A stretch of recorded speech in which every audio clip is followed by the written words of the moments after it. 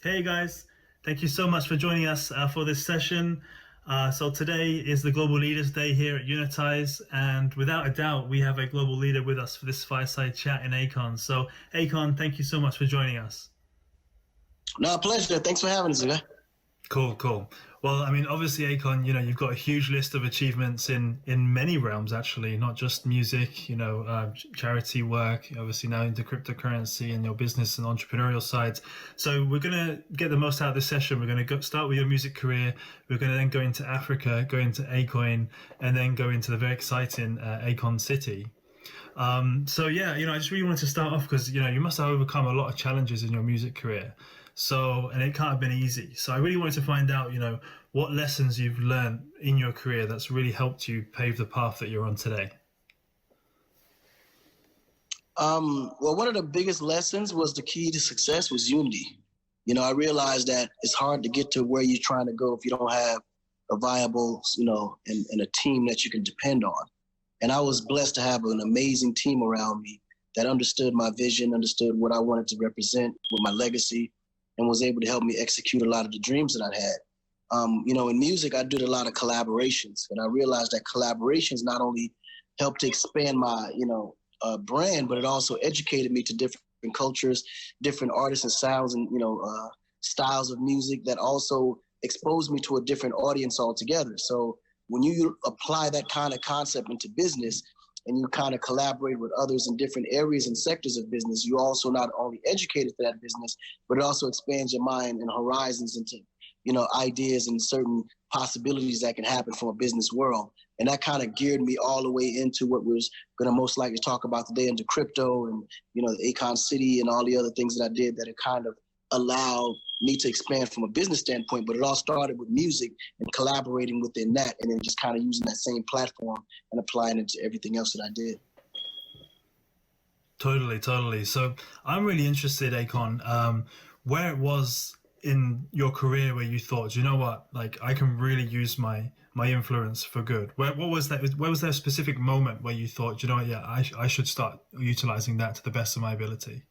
I think it all started around 2004 and 5 when I had my first album out, Trouble, and I created Confidence Foundation, which was a foundation that me and my mom ran that allowed us to go into the rural parts of Africa and kind of, put a makeover on a lot of the schools there to give kids a better environment to learn.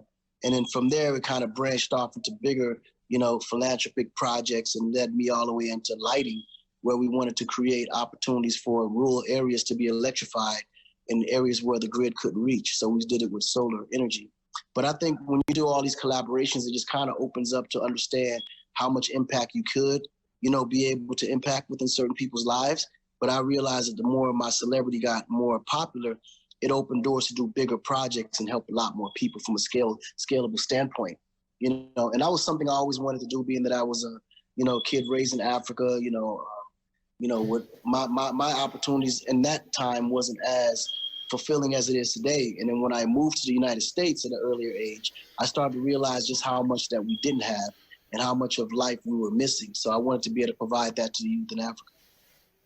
No, you're definitely. And I think that, something that I've noticed by communicating with your team over the last few months is the amount of Akon ambassadors you have and how passionate they are right now of, really pushing forward your vision for Akon. It's really been quite powerful to see, and it's Right. impressive stuff. It really shows the influence that, that you do have. And it's just great to see. Yeah.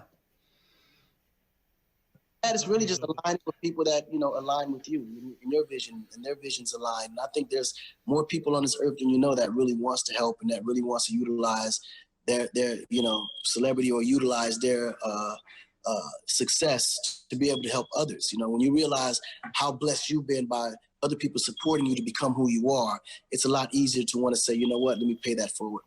No, 100%. Absolutely. So Unitize is a blockchain and crypto conference, and I must just say, it's so great to have somebody of your caliber, your experience, things you've achieved, really helping our mission that we're all trying to do in building this decentralized world and having you in that space. Now, obviously, with your career, you've seen digital transformation before in your music career, right? And I'd love for you to just touch on how you saw that happen in the music career and how you're seeing that now in money today. Yeah, so I always believed that the future of the world was going to be digital. It's going to all be computerized and all moved in and controlled by apps and developers and things of that nature. Ultimately, so even from the music, when I was while everyone was selling CDs and vinyls from little specialty shops and singles, I was more focused on ringtones, which was the digital aspect of what that was that, coming in. And I noticed that, when you look at 8-track tapes all the way to vinyls, to cassette tapes and then CDs and then MP3s and then streaming, that is the evolution of how it went from analog all the way into digital. And then now when you look at finances, it's pretty much the same exact thing. You go from trading cattle and things of that nature all the way down to blocks of bricks of gold and silver, and then it goes from gold and silver all the way into paper fiat currency, and then it goes from fiat currency into credit cards, and then from credit cards to mobile payments and things of that nature. Now from mobile payments all the way into crypto, and that's like the evolution of where that's going. So if you don't see the evolution of how the world is moving forward, you can never get in front of it. And I think clearly that what this future is, from a standpoint of all mobile payments being utilized from a crypto instrument standpoint for the future, that's the way we're all going. And if you don't see that happen, you're going to be left behind in a serious way. So we want to get in front of it and create that for Africa, being that Africa can leapfrog from landlines. I mean, literally skip landlines altogether into the cell phone era and digital era. We want to be able to do that from a financial instrument aspect too, as a development of Africa is growing. Yeah, 100%. So I watched an interview recently that you did with Real Leaders magazine, and you actually said in that interview that you advise over 30 presidents in Africa, and I was like, what? Do I need to rewind that? Did I hear that right? That's amazing. I mean, that's unparalleled, I think. To have that level of influence in Africa is huge. So I have a question for you that, it was basically, what is it like working with these people in so much power? And how have you seen their opinions change in blockchain and cryptocurrencies over time? Well, their view of it in the beginning, they were completely green to it, obviously. And being the fact that, of course, from an African governmental standpoint and how they were evolving, they were, I think, put in front of information that was just not easily understood. When you mention blockchain and you get so technical of how it works and stuff, it confuses you. You know what I mean? So I wanted to kind of kindly and in so many words make it simple and easily explain it to them like a 1 or 2, 3-year-old, so they understand the concept of money and how it trades from a digital standpoint. And blockchain is no different from M-Pesa when you look at the way it's been, converted from, a digital note up into a fiat note and the exchange of it. So I just want them don't get confused by the word blockchain or the back end functionalities of this thing. Just know that it's a currency like any other currency. The only thing is digital. And it's, it could be traceable, and it's put on a platform that's very open to where you have full transparency and be able to trace that currency wherever in the world that it goes. So it was something as simple as that. And once they realized how simple it could be, the eyes were open to say, okay, how can that work here where we are? Because we're lacking transparency when it comes to these kind of things, and it can help to boost the security of the country and help to raise our GDP when they realize that we do have a stabilized currency system. And that's how you actually get to those ears and say, okay, this can be something that possibly can work here. And the young generation are already hip to it and understand the digital world. So as you know, that majority of Africa is based on, the youth in the younger generation. So it's easy to transform that and get a lot more support from the people to government when you're thinking on those sources. And the government's actually kind of figured that out. So it's making it easier for us to transform into those markets. Yeah, absolutely. I mean, when blockchain technology was first getting spoken about, it was all about, helping the unbanked and, helping people in developing economies like Africa and Southeast Asia. And I'd really love it if you could just touch upon, the opportunity in Africa. Why is Africa so ripe for digital disruption? Well, I mean, because, Africa is one of the only places in the world that can start from zero and really implement and utilize every single new development and invention that's existing today without breaking down no existing infrastructure. And when you look at all the major countries from America to Europe to China to all these guys, they can't conform into the latest, newest technologies without having to break something up from the past or having to reconstruct and demolish everything that's already built. Whereas Africa can start from the gate, from the beginning, and lead that charge because it's already, from an infrastructure standpoint, we were heavily behind. So it was a blessing in so many words, because now as we're building the new infrastructure, we can build it and actually combine and collaborate with all the latest and technologies and inventions that exist today. And that's why I feel like Africa is one of the biggest opportunities for that, and some of the other undeveloped worlds as well too. But Africa being the leading of it. Yeah, 100%. I mean, I've personally been, reading up about Africa, seeing how, young the population is there. And obviously, Right. there's such a high usage of smartphones. So obviously the potential of Africa is really, really high. So also in that Real Leaders interview that I saw, you had a really interesting concept about the United States of Africa. Could you elaborate on that for us?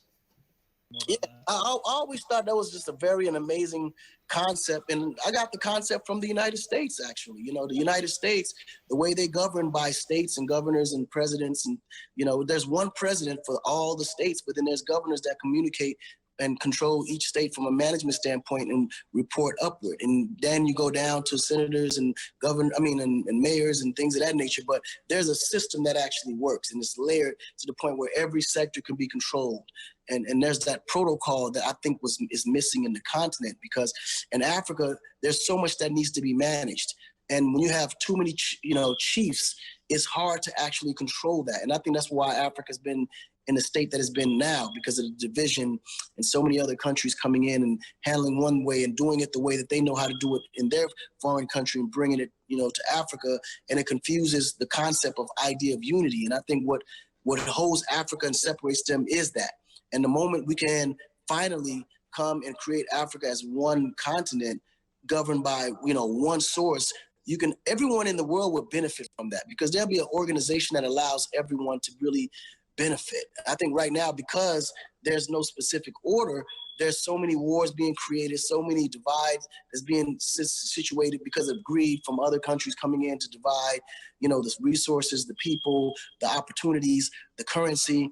And if the moment we can all come together and figure out how important Africa is to the rest of the world, then that system can be implemented in a way to where everyone can benefit from it, where there won't be such confusion and violence created, where it'll be more harmony and more people actually benefiting from the resources, whereas Africa itself can also benefit from its own resources and be able to provide for its own people, while everyone else can also benefit from that, opportunity. Oh yeah, definitely. Actually, from that same interview, you mentioned this concept of the United States of Africa, and I thought that was really, really interesting.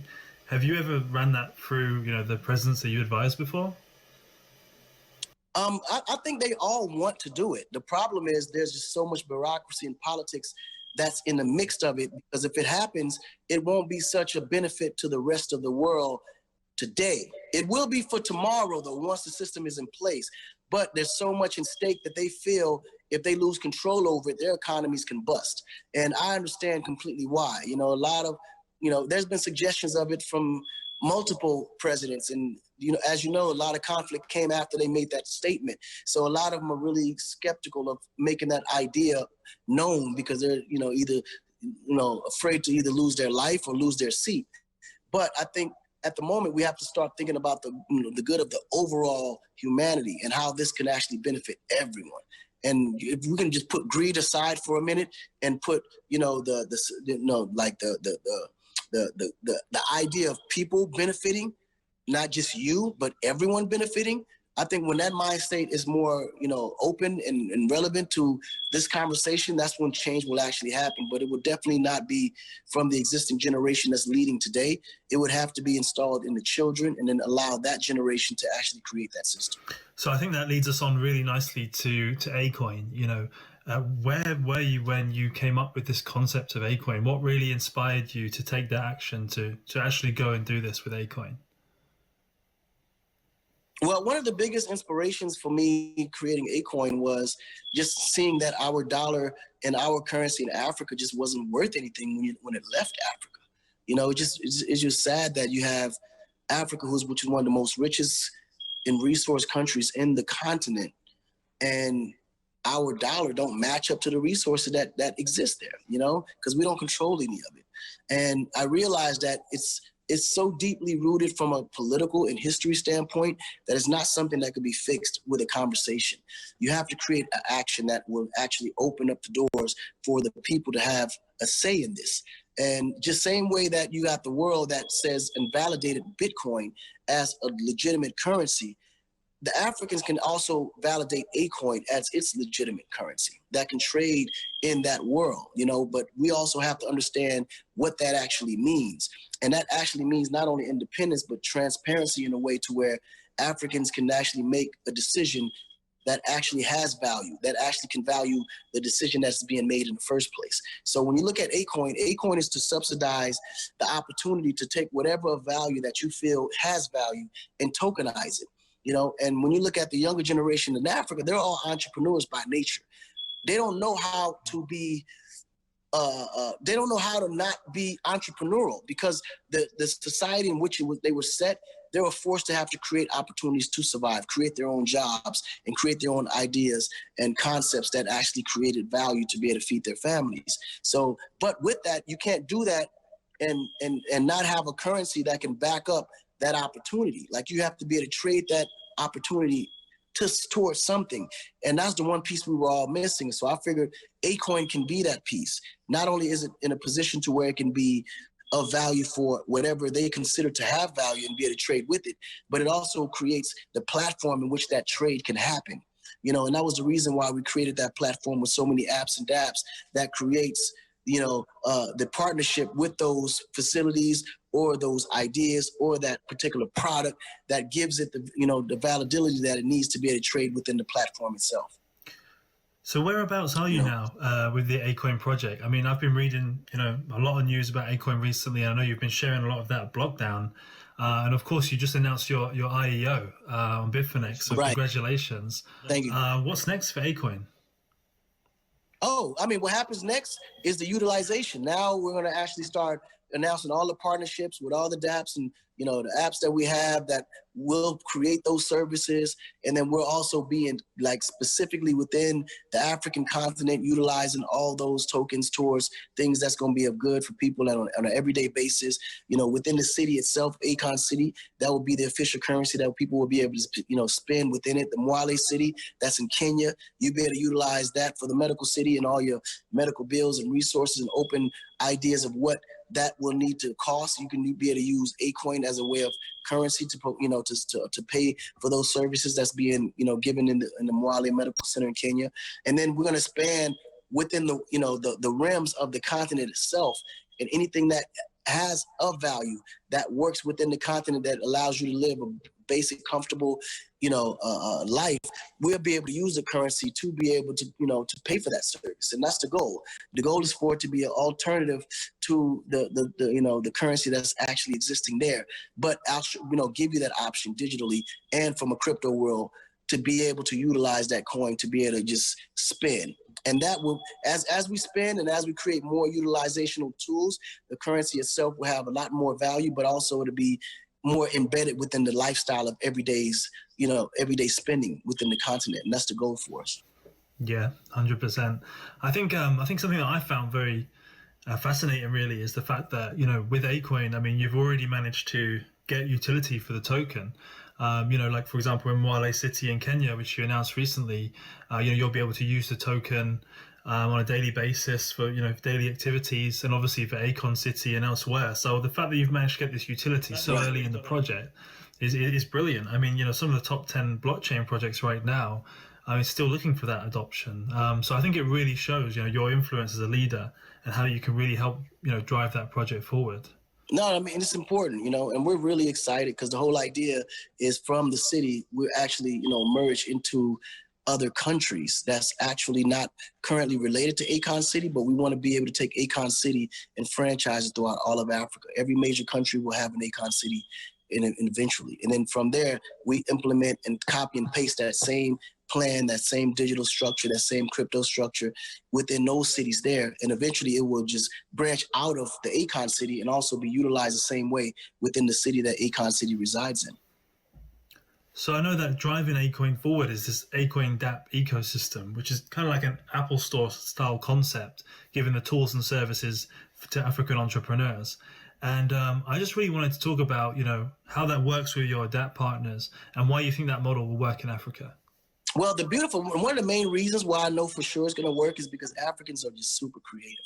And then don't forget, we have over 1.4 billion people in Africa as we speak today. And within the next 5 years, they're estimating it to be close to 2 billion people. So we're going to have not only the population, the services too, but we'll also be in a position to be able to expose these tools that they will need. Because the one thing to have is an idea, right? But if you don't have the tools to make or allow that idea to manifest, it just stays an idea in your head. And we want to be able to give those tools and provide those tools to all those people that have amazing entrepreneurial ideas to be able to finesse that idea into something tangible and be able to create that service within it to be able to expose it to all the people within the platform itself. We felt that the Apple Store type concept was the best and available thing at this moment in time until something better comes along is the best way to expose everything. And not only that, but to allow every partner to be able to network within itself on the DApp itself, on the platform itself. And normally when you can create that networking tool, it allows everything to grow faster because one piece that you may be missing or you may be weak at, this DApp or app may have that same tool that will make your system a lot more stronger and be able to, move in a more sufficient way. And the whole idea is to allow every system to be able to go within its systems and figure out which pieces work better within it that strengthens your system. And I think when you collaborate like that, it goes right back to my concept of just collaborating in general to strengthen your brand or strengthen your platform to make it a better place or tool for people to be able to utilize. Yeah, I think the Apple Store style concept is, really, really huge because it's something that everyone's used to using. It's really accessible. We know that the smartphone usage in Africa is so high. It's not going to be too different really for people to use that. So I think that's a really good move on the Acoin part. And look, I just wanted to now move into Akon City because I know this is something that's got so many people are excited and rightly so. Yeah. So I really just wanted to kind of ask you, when did it come to the point where you went, do you know what, guys, let's build Akon City? Well, one of the biggest inspirations was to get people to come to Africa. I really wanted more people to not be afraid to come to the continent, ultimately because of history and a lot of, scary stories and documentaries. In America, the way they, depict Africa is just so sad because it makes it so unattractive to want to go there unless you are just a really disruptive, daring person that just want to just take this, jump out the window to go see what all the big fuss is about. But I really want people to sit in a position where this is more of a vacational spot on an annual basis, some place you can actually feel that or see yourself living and creating your own world and generating a whole new life for you and your family there. A place where you can actually go to explore, adventure, and more than anything, be able to do real business. And because the opportunities there from a business standpoint is huge. But ultimately, in order to do that, I have to shape a vision of something that is going to attract you there, or a vision that you feel that you can relate to, or something that you want to be closer to and want to be a part of. So Akon City was designed specifically for that, and more so than anything for the younger generation that really understands what the future needs to look and feel like. So I wanted to build that in Africa, and Africa was the one place that actually I was able to accomplish to build there because all the resources that I need are not only sitting there, but the open space to be able to explore and create something that's never been seen before in this world can be done right there in the continent. And that was one of the biggest reasons and motivations for Akon City. Yeah, 100%. That's super exciting. I've seen some images online and I know that everyone's desperate to see what's coming next. Oh, no. I'm telling you, it's mind-blowing. And literally within the next week and a half, 2 weeks, I'll be able to finally expose the actual city before full construction on how it's going to look and feel before it's even up. So we're looking forward to that, how we launch that as well too. Yeah, no, it sounds amazing. I can't wait for that. And the thing is with Akon City is, people are saying, oh, it's a long vision or it's so far away. Actually, it's 2020 now. In 2023, the first phase of the project is going to be done, right? Oh no, yeah, it's right around the corner, and it's right around the corner. Right. I mean, first like 5 years. Yeah, the first phase will be done and complete in 5 years. I mean, the full phases, all three phases, we're looking at 10-year deadline. So believe me, within this lifetime, I'll be able to see, enjoy, and live in that city. So just walk me through Akon City. So let's say I wake up one day in Akon City. What would my life be like there? Oh no, the light you won't be able to leave. You're not gonna want to leave. Everything that you want is gonna be there. All the way from the entertainment, all the way down to the medical facilities, the educational facilities. I mean, the tech facilities. It's everything you want within the city, but it's all futuristic, new inventions, obvious things that correlate with everything that you see the future to be.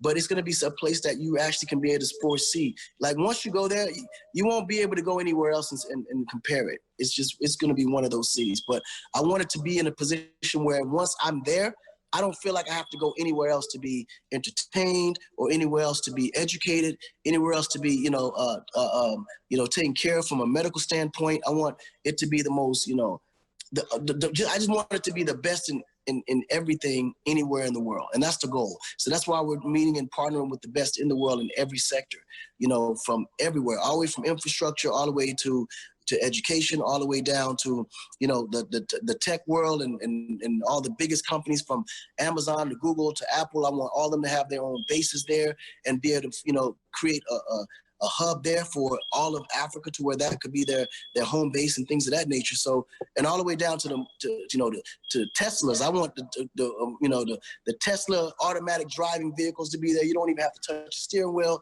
Like it's that. Like just imagine coming to a place where it's everything you ever wanted and more, and then continues to grow as technology grows with it. Well, you just sold it to me. I'm going to pack my bags right now. I'm not going to wait until 2023. Right. Can people actually do that? Can people like save their spots like in Akon City for when the first phase opens?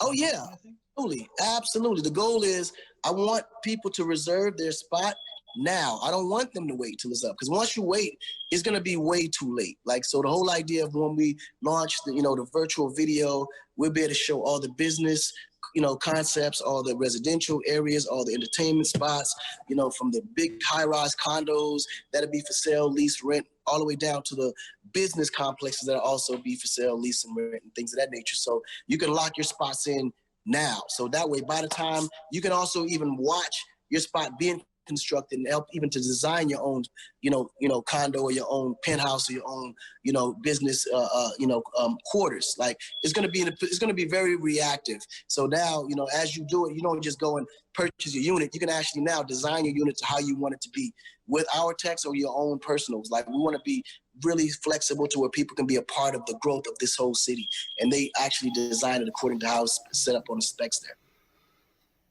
Yeah, totally. And that's the thing, right? It's not just about cryptocurrency and Acoin. I believe Akon City is also going to be like only the second city to be a leader in energy and environmental design. Right. Yeah, it will. But we might be the first that's officially up and operating on that scale, because everyone else is still pulling theirs together as well, too. So, I mean, why stop at Akon City? Like, do you see like Akon City potentially to be a blueprint for other cities in Africa and across the world? Yeah, well, I see it as being a blueprint for Africa's new architectural designs. I think in the way of designing even Akon City, I wanted every building to look like an African sculpture.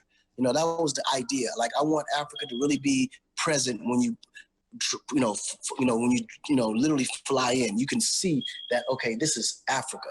It's not, like Dubai is different.